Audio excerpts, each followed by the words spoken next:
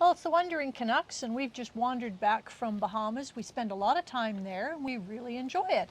And we thought what we would do today is go through 5 things we think you should know about or maybe avoid if you're in the Nassau area. Well, the first thing is, and you would probably encounter a taxi or you need a taxi ride, make sure they are a licensed taxi.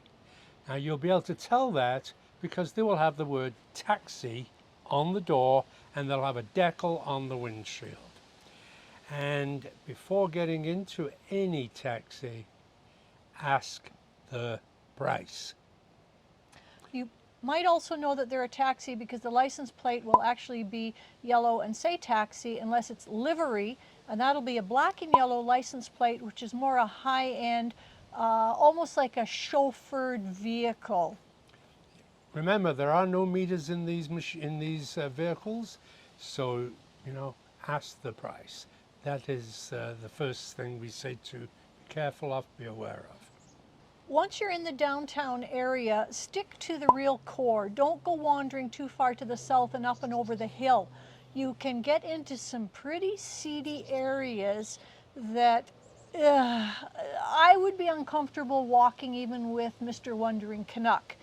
There's areas where you'll see soup kitchens, the churches do a lot of charity work, there's stray animals, the roads are not as well maintained, a lot of potholes, a lot of people, I don't know if they're on drugs, but they're wandering in the middle of the road, and it's just, you feel unsafe. So I would definitely stay away from those areas. So once you head south of the downtown area and you cross or up at the top of the hill, don't go any further. Turn around and go back towards the cruise port.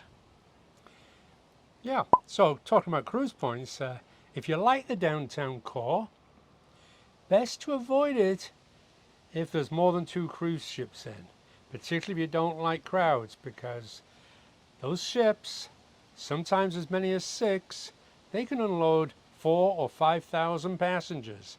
The downtown is very, very congested.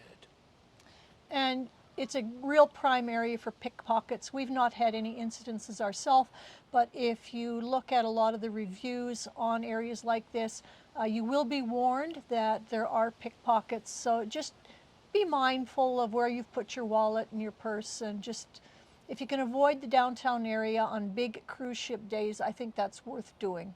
Yep. And the cruise ships, they all come in early in the morning, and they all really depart between 4 p.m. and about 6 p.m. each day.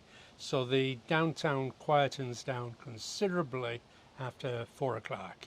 All right. Not only can you be on land in Nassau, but there's a lot of water excursions that you can do.